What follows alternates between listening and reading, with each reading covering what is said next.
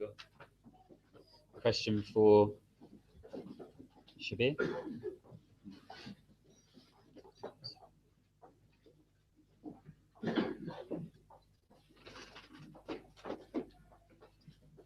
Thanks to both speakers. That's very interesting debate. I'm interested. You just mentioned the evolving Christology. You mentioned this before in numerous debates.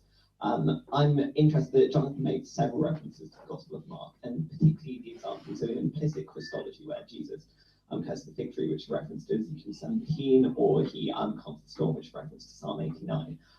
Or particularly in Mark 2, where Jesus forgives sins.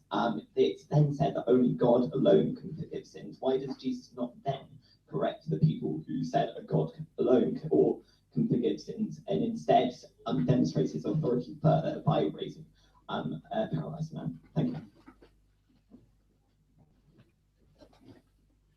Excellent question. Let's deal with Mark chapter 2, where Jesus heals the paralyzed man. And then they say, how can he say your sins are forgiven? Only God can forgive sins.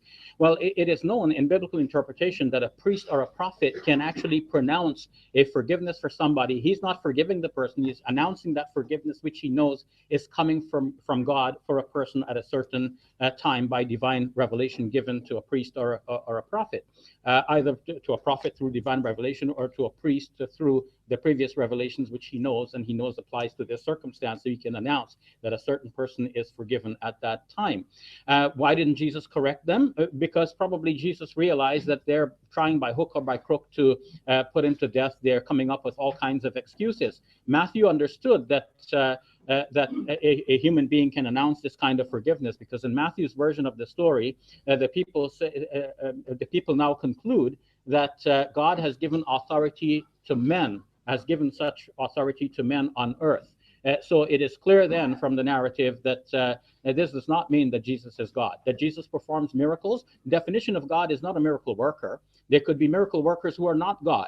So there is a confusion often, I believe, in the presentations of those who are arguing for the Trinity when they say, look how great Jesus is, therefore he must be God. God is not by definition somebody who is great. God is that beyond which nothing greater can be conceived. When Jesus, even in John's Gospel in chapter 14, verse 28, says the Father is greater than I, now it's clear that there's one greater than him, therefore he's not the ultimate God.